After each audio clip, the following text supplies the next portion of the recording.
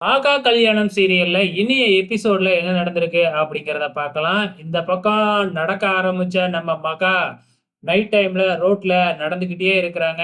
ஆப்போசிட்ல வண்டி வருதா, என்ன வருதுன்னு கூட பார்க்காம நடந்து போய்க்கிட்டே இருக்கிறாங்க. டக்குனு ஒரு கட்டிங்ல காருக்காரன் மோதுற மாதிரி வந்துடுறான். நல்ல வேளை ஒரு பாட்டி நம்ம மகாவ தடுத்து நிப்பாட்டி காப்பாத்திடுறாங்க. அந்த காருக்காரன் நிப்பாட்டி, "என்னம்மா வேற வண்டி கிடைக்கலையா உழுவுறதுக்கு?" அப்படிங்கிற மாதிரி திட்டிட்டு போறாப்புல. இந்த பக்கம் எல்லாருமே நம்ம மகாவ தேடிக்கிட்டு இருக்கிறாங்க. பிரபா ஒரு பக்கம், சூர்யா ஒரு பக்கம், விஜய் ஒரு பக்கம் இப்படி தேடிக்கிட்டு இருக்கிறாங்க. ஆனா மகா யாரு கண்ணுலயுமே படவே இல்ல. இங்க வந்து பாத்தீங்கன்னா, இந்த சித்ரா தேவி வந்து பாத்தீங்கன்னா, பயங்கர கொண்டாட்டத்துல இருக்கிறாங்க. ஐஸ்வர்யா கிட்டயே வந்து கிண்டல் பண்ணிக்கிட்டு இருக்கிறாங்க.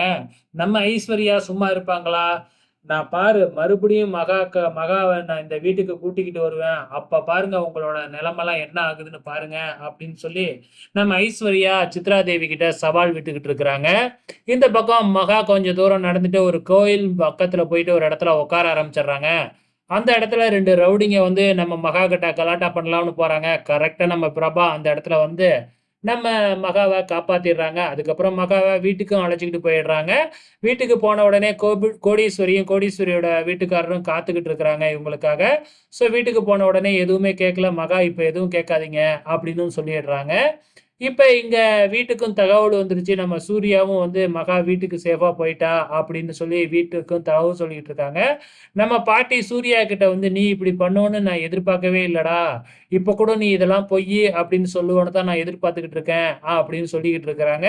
ஸோ நாளைக்கு சூர்யா என்ன சொல்லப் போறாப்ல அப்படிங்கிறத பொறுத்திருந்து பார்க்கலாம்.